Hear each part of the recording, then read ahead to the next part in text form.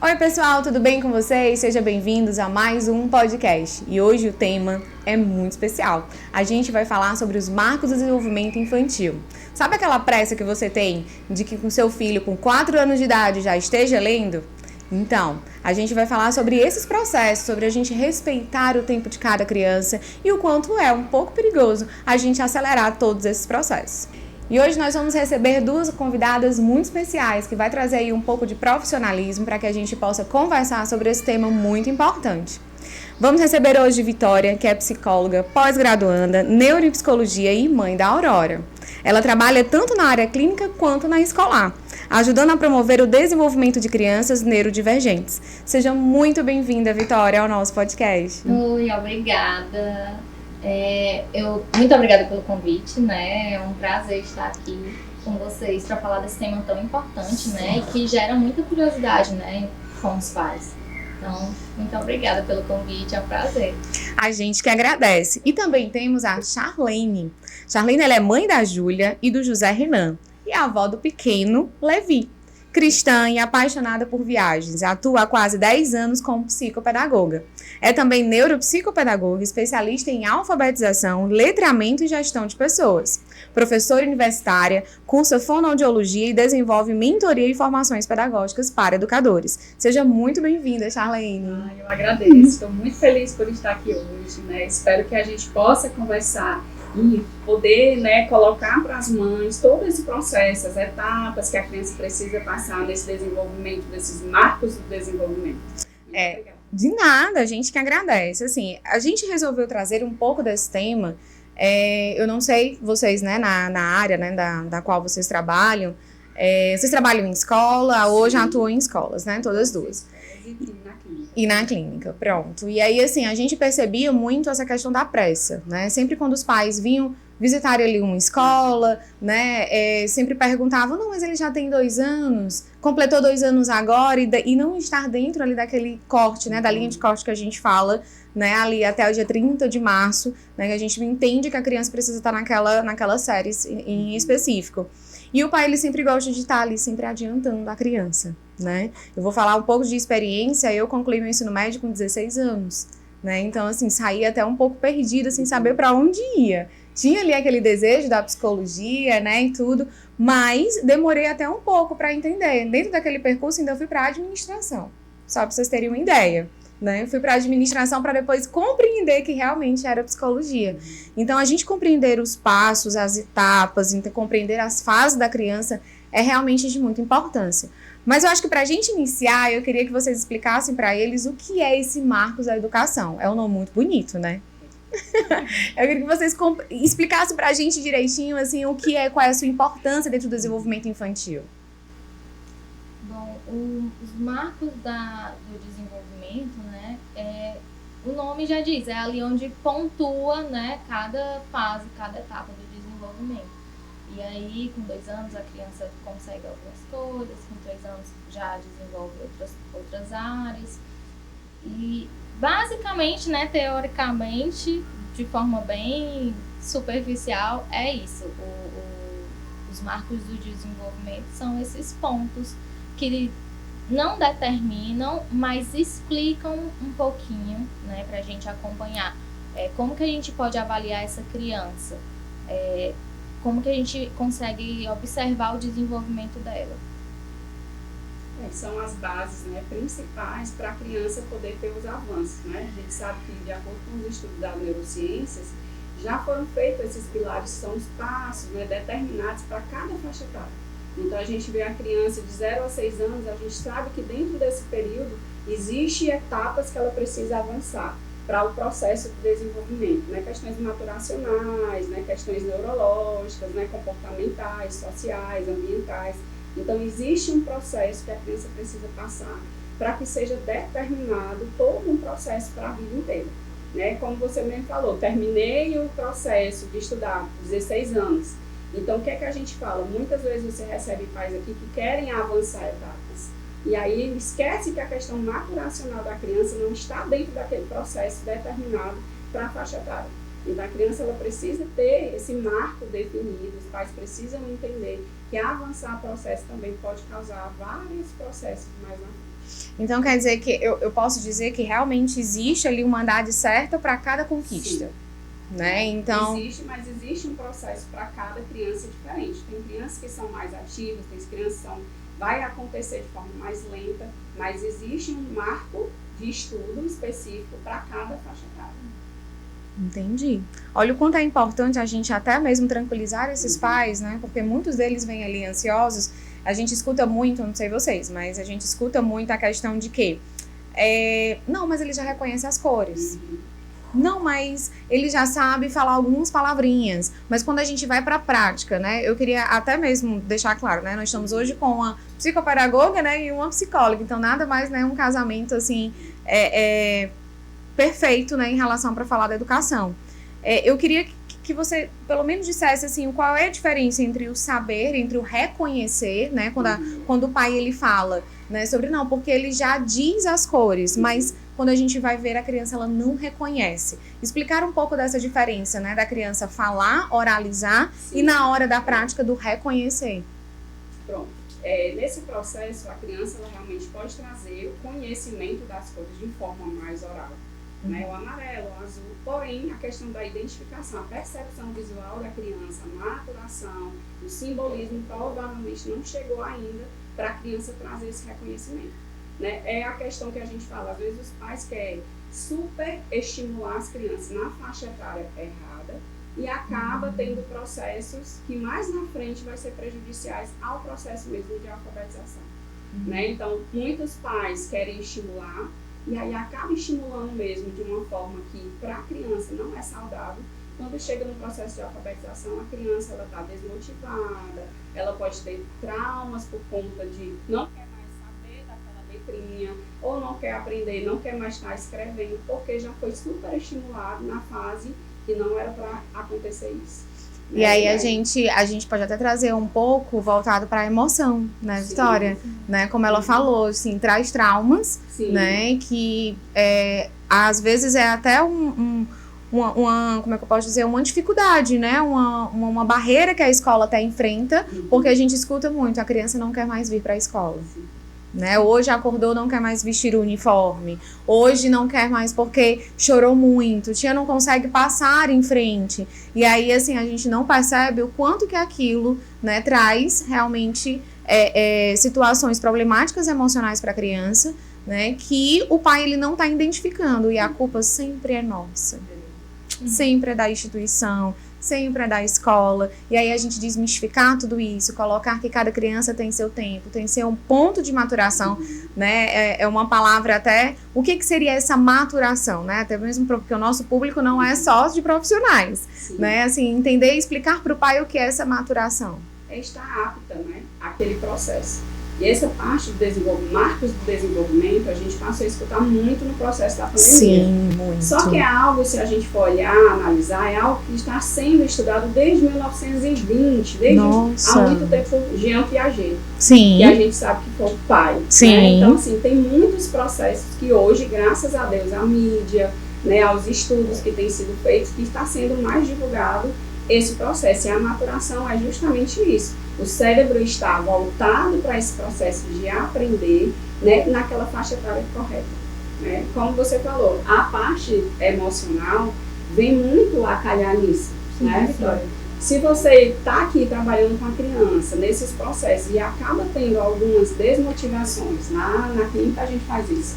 Então, quem vai trabalhar com essa criança que está desmotivada, que está passando por processos que não são da faixa etária dela, que traz alguma coisa de incômodo, né, como a gente fala, é muito a questão da psicóloga, né, que vai trazer essa motivação novamente para a criança. E de que forma a gente pode estar ajudando, assim, Vitória, essa criança, né, quando chega, né, até mesmo com dificuldades de pegar um lápis, né, ou então quando o pai, ele fala, não, mas olha, em casa consegue isso, olha, eu senti que minha filha literalmente retrocedeu, não tá tendo evolução desde que eu coloquei ela na escola, porque antes ela fazia isso, ela fazia dessa forma e agora não tá fazendo mais, tá se sentindo mais cansada. A gente sabe que a rotina de uma criança, né, nós temos crianças que têm uma rotina praticamente de um adulto, que só em falar a gente já cansa, né? É comum, é natação, é isso, não, porque quando chega em casa tem que ir pro quadro, tem que fazer a atividade. Tem pais que querem que a criança espere ele chegar ao trabalho para poder fazer a atividade de casa, né? Eu realmente, assim, eu fico desacreditada, né? Que existe essa rotina. E quando você vai para a prática, Charlene, você fica assim horrorizada, porque realmente existe essa configuração familiar de que força a criança para querer ali um exemplo, algo para ser dito nas suas rodas de conversa, porque o meu filho já reconhece tal coisa, meu filho já fala inglês, ou já lê com 4 anos, né? E é uma cobrança. A partir dos 4 anos, na verdade, eu ainda vou mais além. Nós tivemos aqui com 3 anos de idade, né? Quando eu falo tivemos aqui é porque a gente tem a escola na Espaço Ecológico. E a gente já teve mães perguntando que quando que começava o processo de alfabetização? Com 3 anos de idade. Chamei essa mãe e disse, olha, vamos acalmar o seu coração. Porque essa ansiedade, ela passa para a criança. Sim. E aí eu queria, assim, entender que de que forma a gente pode acalmar essa família, acolher essa família, né, e essa criança. Nesse caso que você me trouxe, eu gosto muito de trabalhar com a orientação familiar mesmo, sabe? E aí... lá na escola que eu trabalho, por exemplo, quando eu vou trabalhar com alguma criança, geralmente neuroatípica, por exemplo, eu costumo fazer uma reunião com um responsável, né, a mãe ou o pai, e tentar entender a configuração familiar justamente por isso, porque essa configuração familiar, ela vai afetar na rotina escolar, né? E aí, as sugestões que eu puder dar, né, referente a cada família, como, por exemplo... para crianças que estão dentro do espectro autista, né? Que tem hipersensibilidade auditiva, eu costumo recomendar o uso de abafadores, porque a escola é um lugar muito barulhento, dependendo da quantidade de crianças, principalmente. Às vezes são escolas até pequenas ou menores do que o padrão, e aí eles se desorganizam, né, por isso. E busco trabalhar com eles dentro da escola momentos de musicalização, momentos lúdicos, porque a linguagem da criança é o lúdico, né? É aquela coisa muito diversificada. Então, muitas cores, coisas lúdicas, como brinquedos de montar, brinquedos de quebra-cabeça, massinha, aquelas areias magnéticas, por exemplo, também dá para ser usado dentro do ambiente escolar, com supervisão, né, claro. Mas dá para trabalhar muita coisa com esses artigos que eu estou falando, né? Como, por exemplo, a concentração, a rigidez cognitiva, né? Vamos imaginar que tem um quebra-cabeça, né? E aí vou trabalhar a rigidez cognitiva com essa criança. A criança se irrita ali no meio do processo do quebra-cabeça porque não está conseguindo. E aí a gente incentiva essa criança a tentar mais uma vez, a elaborar essa angústia que ela está sentindo, né? E, enfim... tem diversas maneiras, né, que a gente pode manejar dentro do ambiente escolar, mas eu costumo trabalhar basicamente com isso, com o lúdico, com o que a gente consegue adaptar e com as orientações familiares, né. Assim, a sua fala foi muito importante, porque a gente sempre esquece muito da questão do brincar, né? E o quanto que o brincar ele é importante dentro desse processo, né? Às vezes, não, mas meu filho vai para a escola, vai só para brincar. Sim. Mas antes de ele chegar em uma etapa, antes dele pegar ali num lápis, para ele poder fazer um movimento de escrita, né? Até mesmo para a questão da concentração, a gente tem toda uma contextualização antes, né? A importância, assim, até mesmo como psicopedagoga, né? Que tipo de atividades, de brincadeiras, até mesmo com dicas para os pais, eu vi até um vídeo, né, de comparações. Antes de fazer isso, né, antes de chegar até aqui, ele precisou fazer isso. E às vezes é a criança colocando ali um macarrão dentro de um buraquinho, né, fazendo ali um alinhavo. Né? Então, assim, são processos que antecedem ali aquele processo de escrita, né, aquele processo de algo que o pai quer que um desejo da criança, né? Tem pais que desejam que a criança já faça a letra cursiva, né? Tipo, que é lindo, redondinho, um caderninho de pauta e tudo assim, gente, calma.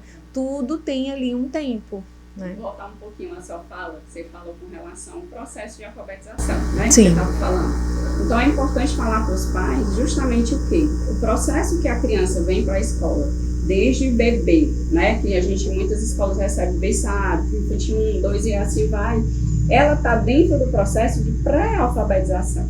Então, ela não está fora do processo de alfabetização, mas ela já está na etapas que precocemente vai estar para esse processo de alfabetização, né? E a história do brincar vem justamente nisso. Então, quando eu tenho uma criança lá do infantil 2 ou do infantil 1 que ela está fazendo transvasamento de líquido, ela está trabalhando o contexto, né, espacial, o contexto visual, o contexto motor, fino, praxias, né? E isso vai aumentando em cada etapa. Então, infantil 2, eu estou lá trabalhando o rasgar o papel, o amassar o papel, né? Como você falou, o alinhavo. Esse processo todo, que é pré-alfabetização, está ligado a um processo de alfabetização. Então, como é que a criança ela vai escrever letras se ela não passar por esse processo de rasgar o papel e eu trabalhar a praxia fina? Né? De eu pegar uma moedinha e colocar no cofre lá com a criança, brincar com moedinhas de brinquedo, no cofrezinho, né? Então eu vou estar trabalhando essa praxia fina. E o pai, ele pode ter certeza que esse trabalho lúdico, brincadeira, está trabalhando no processo de alfabetização. E isso também está correspondendo à questão da praxia motora, da fala. Então todo o processo motor fino também corresponde a um processo motor amplo, né? Que vai estar trabalhando esse processo de alfabetização, né? Então não pode esquecer desse processo. O brincar é importante para a criança, né? Para ela aprender. Também tem a questão das crianças que hoje em dia é muito comum, né? As crianças que ficam em tempo integral nas escolas.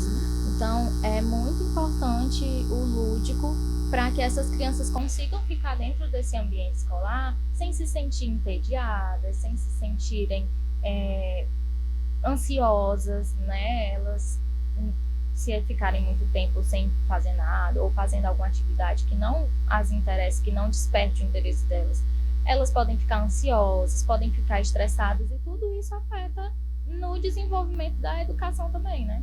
Então, é muito importante isso que ela falou, né? Porque está muito associado ao emocional.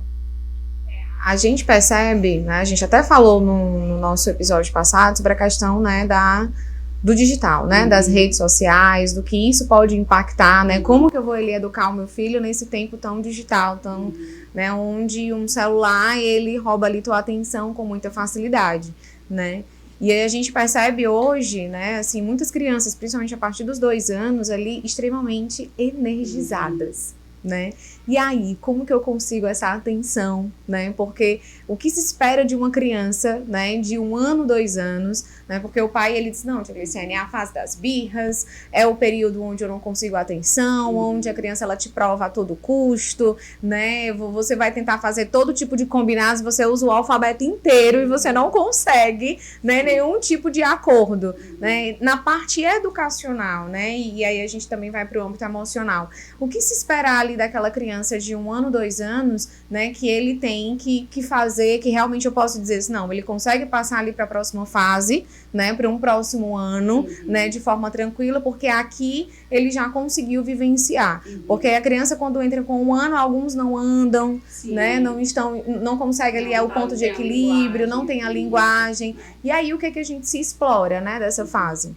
Não, nessa fase, né, se for dentro da escola, precisa realmente trabalhar os marcos desse desenvolvimento do corpo, né, como rolar com a criança, né, trabalhar realmente objetos mais distantes para que a criança possa estar ali puxando, né, sentadinha, então visual, trabalhando com imagens, com objetos concretos que ela possa manejar, né, então vai trabalhando todo esse processo para que ela realmente esteja apta para passar para o outro, né, não que a criança não vai estar apta, muitas vezes existe esse processo. Algumas crianças lá com 1 aninho e 10 meses, 1 aninho e pouco, ela vai estar andando, né? Às vezes uma criança de 9 meses, ela vai andar mais rápido que outra de 1 ano. Então depende muito, dentro do marco a gente tem esse limite, né? E trazendo também um processo que está agora. Então dentro dos marcos de desenvolvimento, eles ampliaram um pouco a questão da linguagem e do motor, né? Justamente porque vem alguns estudos falando que foi mudado devido à pandemia, mas não foi.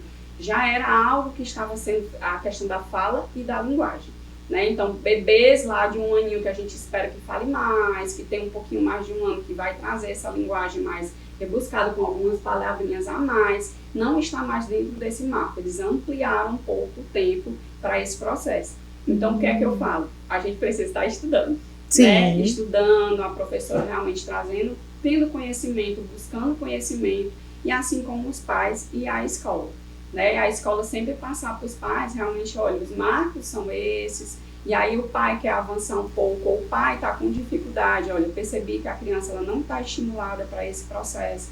Então, a escola, como a equipe, vai estar interagindo com a criança, vai observar, vai pontuar para a professora, vamos fazer isso, vamos levar essa criança para um outro ambiente, vamos estimular essa parte sensorial, né? Então vai fazendo um processo para que a criança ela possa, não somente na escola, mas também com o pai, né? Fazer um processo que ela possa avançar nessas etapas, né? Ultimamente a gente está percebendo, né? Você falou agora de sensorial, a grande dificuldade de crianças com alguns elementos, principalmente areia, né, assim, deles não quererem, né, tocar, tinta, né, a gente enfrentou no início do ano uma dificuldade muito grande das crianças realmente tocarem na tinta, a hipersensibilidade, né, e assim, da família, não, tia, olha, ele não gosta de pegar na cola, então tudo bem, eu respeito e tudo. Até que ponto a gente pode ali tá estimulando essa criança nessa questão da sensibilidade? A gente tem que ver até que ponto ele se sente confortável, né? Porque a gente vai tentando uma vez, vamos tentar mudar o objeto, não, a textura, né? E aí se ele conseguir aquela textura, a gente vai ampliando. Porém, existe essa questão, se ele realmente se sentir incomodado, já começa a chorar, né, Vitória? Já começa a trazer desregulação, e aí sim já passa para a questão mais emocional, que precisa ser feito um trabalho juntamente com a escola, e mudar também, se ele não gosta da tinta mais fininha, vamos colocar um cotonete, vamos trazer um pincel, porque não propriamente só o dedo, né? A gente pode habilitar, é a história da adaptação. A gente vai adaptando até o contexto dele se sentir confortável, e aí a gente vai tentando novamente, né? Então...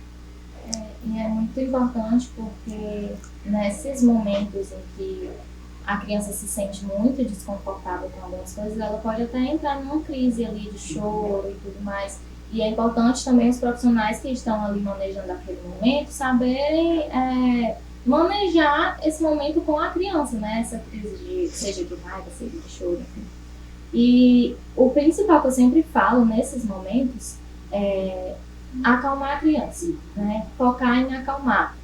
Como que a gente vai acalmar? A gente vai acalmar explicando logicamente as coisas para essa criança? Não, porque ela naquele momento, a parte racional dela não está ativa, digamos assim.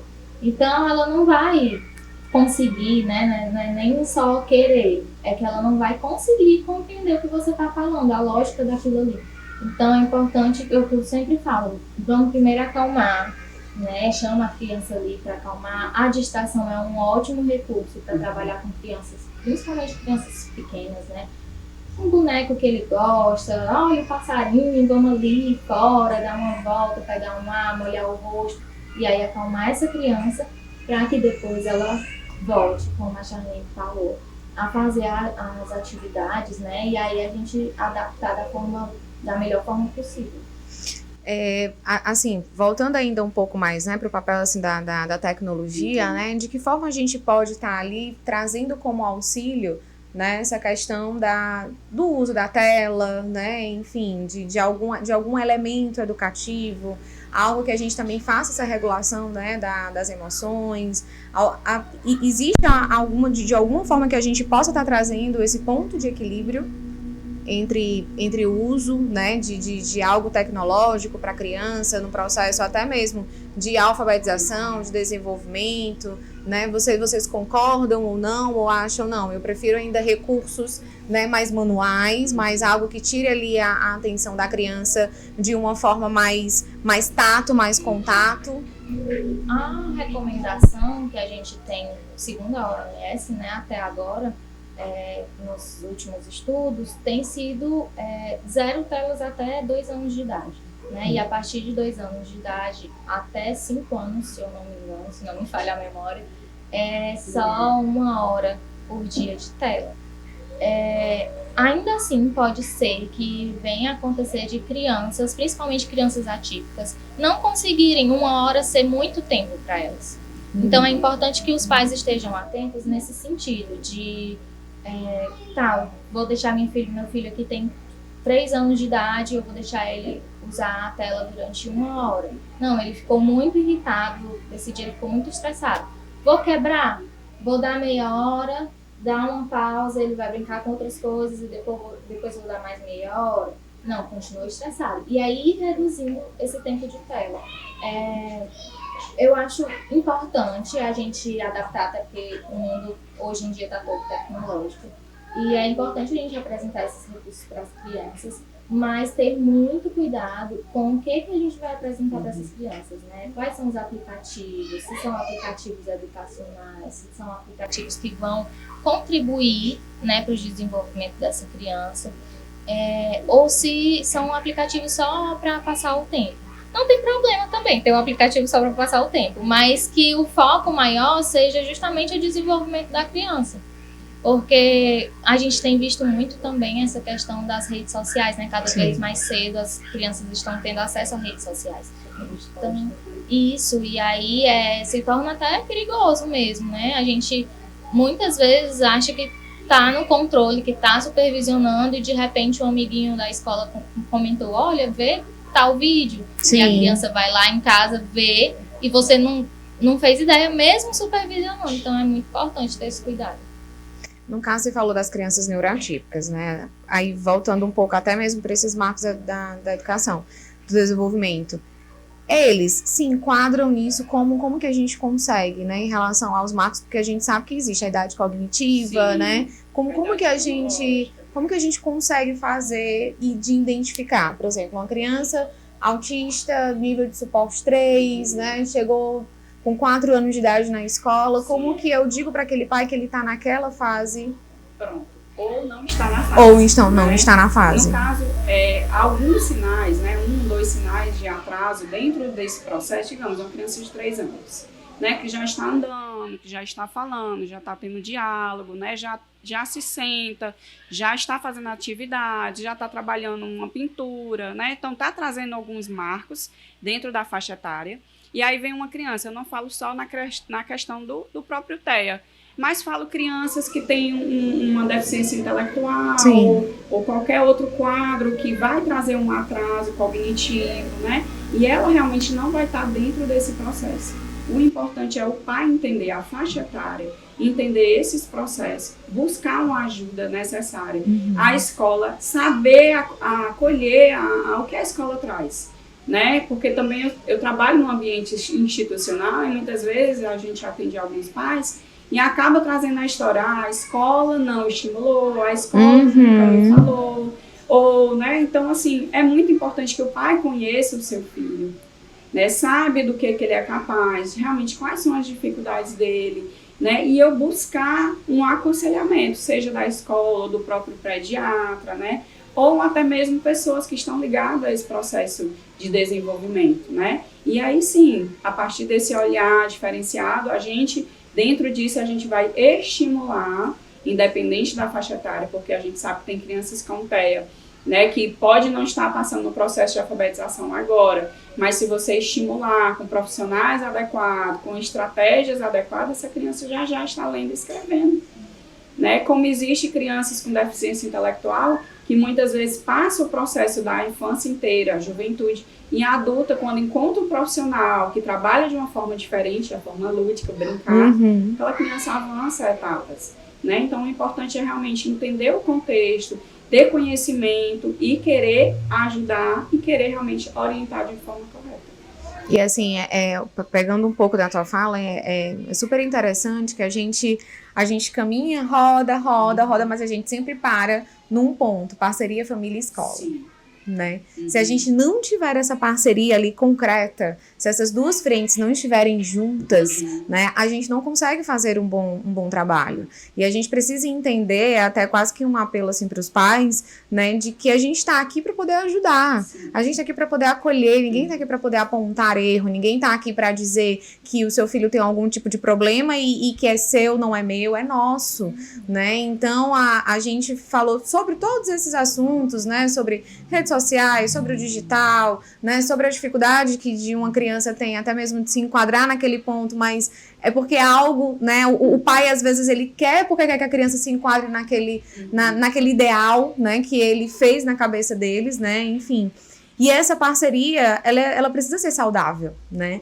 E um ponto que é crucial, que a gente sempre vem falando, né, nas nossas trocas, é a questão do limite, né? Até que ponto ele atrapalha, até que ponto esse não, né? Porque o pai, ele não quer dizer o não, mas vem a competir para a escola dizer esse não, né? E a gente não sabe como que é a configuração familiar, como que é a cultura. Uma criança não come aqui na escola, fica no integral, né? Como a Vitória falou, mas não se alimenta na escola, mas a gente também precisa saber como é que é em casa. Quando ela não come, o que se faz?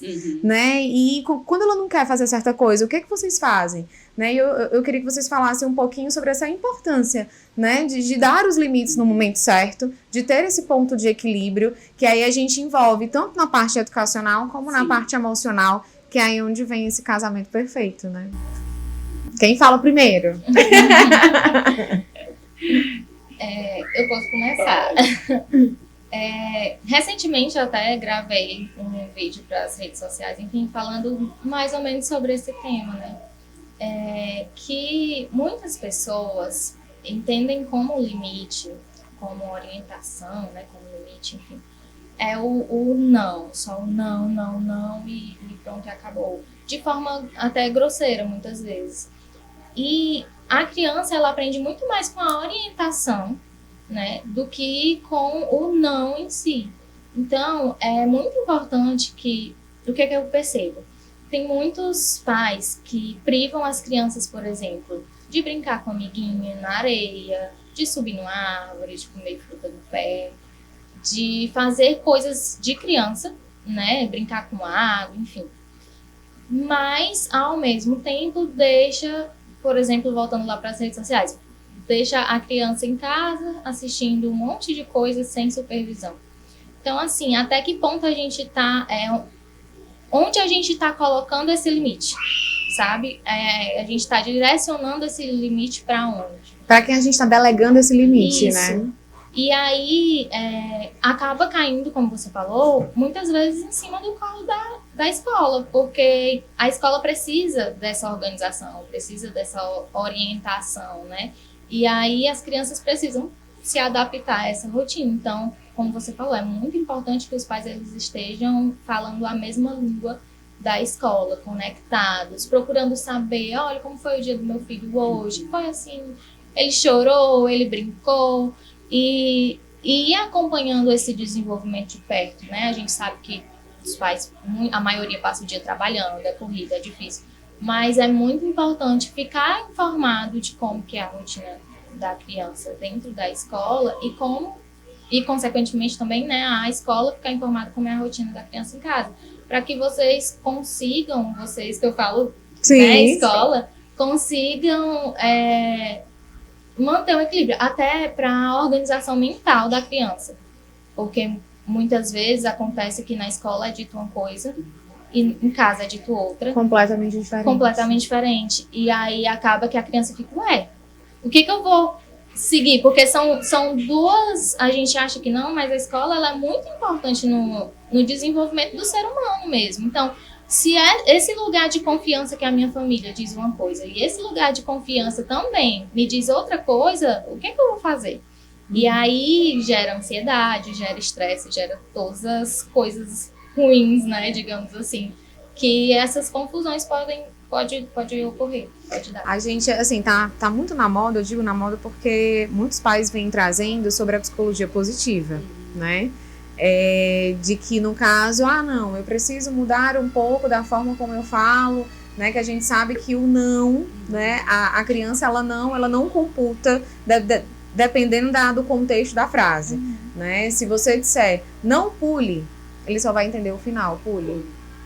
Então, aquele não, ele ficou apagado, porque é sempre o finalzinho da história. Teve um vídeo de uma psicóloga que eu assisti, que eu achei super interessante, que ela disse assim, me diga onde que está, né, um boneco, por exemplo, era uma princesa e o Homem-Aranha, né, e ela disse assim, vamos falar com o Homem-Aranha, né, e aí ela só entendia o final da frase. Não, então ela dizia, não, eu quero a princesa e o Homem-Aranha. Ela apontava para o Homem-Aranha, né? Ela esquecia. E agora, o Homem-Aranha e a princesa? Aí ela, né? Então ela sempre colocava, né, o final daquela palavra. Então, ou seja, sempre o final vai ficar sempre mais impactado para a criança, né? E aí era uma criança de 2 anos, né? Então ela conseguia aquela experiência, ela até deu ali um esticadinho um pouquinho até a faixa dos 3 anos, a parte da compreensão entre 2 anos e 6 meses e tudo. Ela disse o quanto que a gente precisa explicar mais para a criança,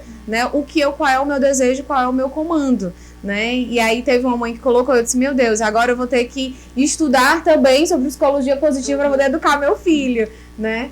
E aí foram algumas dicas que ela deu, vamos, no caso, como eu digo que ele não pula, então, vamos sentar, né? Mudar um pouco do que você quer. Então, você dizer para a criança o que você deseja que ele faça, né, foi uma dica que ela deu, né, no vídeo. Então, eu até brinco, porque o TikTok também é educativo.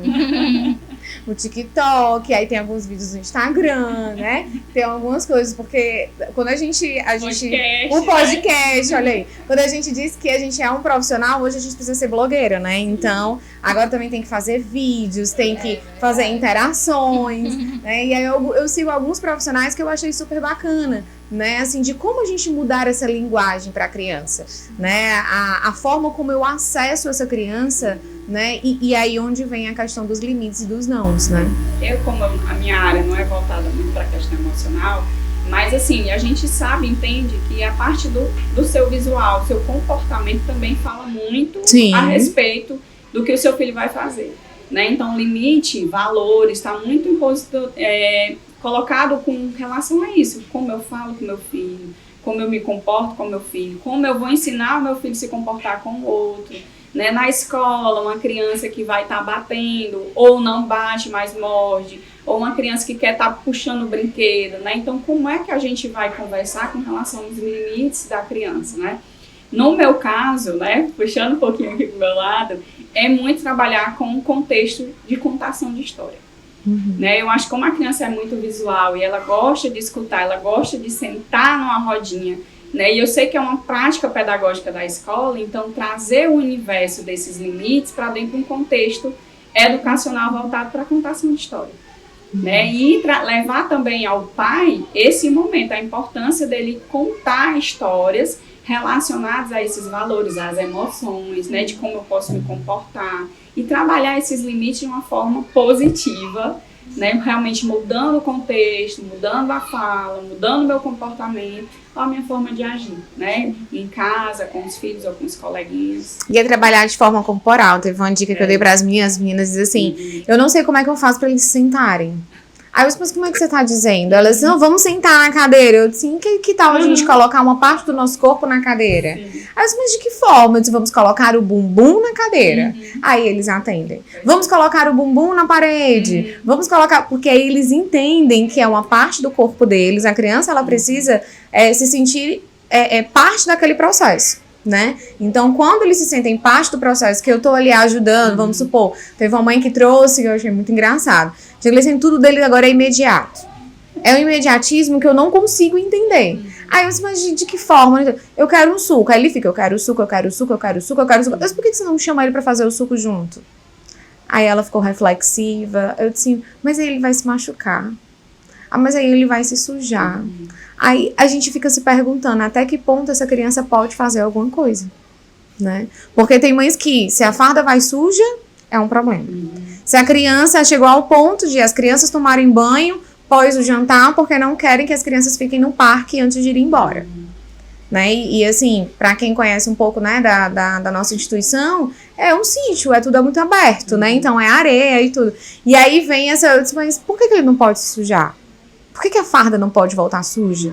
Né? E sempre fica essa pergunta de que até que ponto eu posso brincar, até que ponto é o ser criança, né? O que é o ser criança na cabeça dessa família, né? O que pode, o que não pode, né? E aí vem o excesso do limite, né? Como a falta do limite, né? Em excesso, né? Onde a criança é permissiva em excesso, onde tudo se pode, que a gente até conversou no podcast passado, que a criança ela fica o imperador da casa, né? Ela comanda tudo e todos. Ela comanda todo mundo, né? E ninguém consegue fazer o que se é realmente ali da rotina da família, né? Isso é muito interessante em relação aos tempos atuais, da gente dar voz à criança, mas a gente também precisa entender a questão do limite, né? E a criança, para ela fazer alguma coisa, alguma orientação, aquilo precisa fazer sentido, né, na cabeça dela. Então, explicar o porquê daquilo. Sim. Olha, tá na hora de tomar banho, vai pro banheiro. Não quero ir tomar banho, porque eu tô brincando.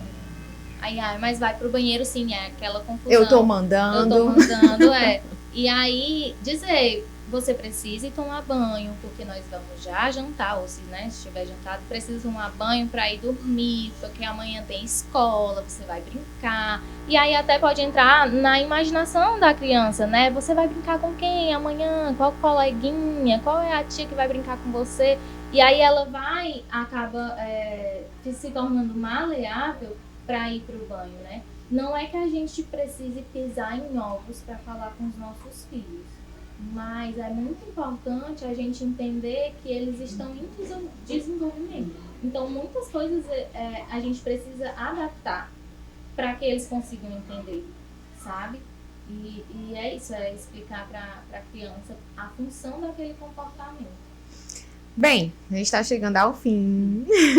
Foi uma conversa assim maravilhosa, eu agradeço demais. Mas antes da gente concluir, eu queria que vocês deixassem, né, cada uma deixasse aí uma mensagem, né, assim, para os pais, para os professores, né, para as pessoas que estão nos assistindo, né, diante dessa dificuldade que eles sentem, né, se sentem um pouco ali perdidos nesse turbilhão de informações, até que ponto meu filho, né, precisa estar ali lendo. A gente hoje aprendeu que a gente precisa respeitar as fases, existe aí os marcos de desenvolvimento para poder dizer aí em cada nível onde cada criança está, né, o quanto é importante buscar a parceria da família, né, a parceria da escola também. Então, ou seja, é um conjunto de coisas que a gente, né, precisa ali tá alinhando, né, dentro do processo da criança, onde o mais importante é aquela criança que está ali esperando, ou a criança ou o adolescente, né, que também se encontra ali um pouco perdido, até mesmo na escolha de uma profissão, né. E eu queria que vocês deixassem essa mensagem, né, para acalmar o coração deles, né, buscarem essa parceria, né, com a instituição onde o seu filho está. Creio eu que conviver com o filho, amar o suficiente, né, conhecer, acolher em todas as necessidades, seja ele em qualquer etapa que ele esteja, ou com etapas em desenvolvimento, ou etapas em processo, ou atrasos nesse desenvolvimento, eu creio que a gente acolher o nosso filho, né, buscar realmente ajuda, informação, estudar, buscar um profissional qualificado e saber que o meu filho não é uma nota, o meu filho não é um desenvolvimento, o meu filho não é algo que ele deixou de fazer ou que ele vai fazer, mas o meu filho, é algo que vem de mim, é uma parte que vem de mim, né? Ali ele carrega amor, ali ele carrega felicidade, tudo aquilo que eu transmito para o meu filho. Então, o meu filho não é um atraso do desenvolvimento ou não é uma nota que ele vai tirar vermelha, mas o meu filho é o meu filho, né? Aquele que é presente de Deus para as nossas vidas. Ai, que lindo. E você, Vitória? Eu ia falar mais ou menos o que ela falou, né? Dessa importância de enxergar os seus filhos, né? Para além das dificuldades, das limitações, sejam ele neuroatípico ou não. E manter esse contato com a escola, né? Procurar profissionais capazes de te dar uma orientação mais adequada. E não gostei desse profissional, ou o que ele me disse não bate com o que eu percebo na rotina do meu filho, procura outro profissional, não tem problema também, né?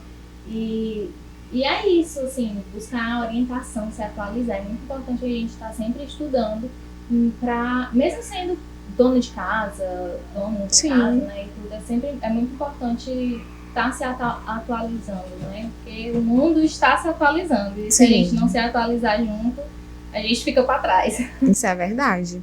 Né? Assim, foi uma conversa muito rica e necessária, né? A gente sabe que nós precisamos lembrar que cada criança tem seu tempo e que educar existe paciência e amor, né?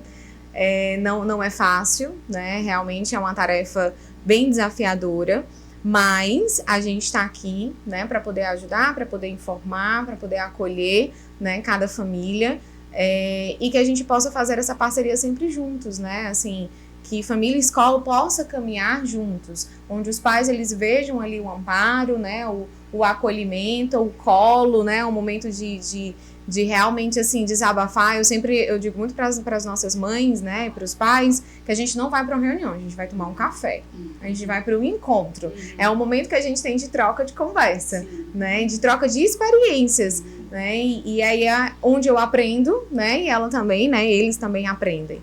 Então é isso. Quero muito agradecer a participação de vocês. E se você aí gostou, né, espere aí por mais outros episódios, né, mais curta, compartilha, assine nosso canal e espere para o próximo. Um abraço!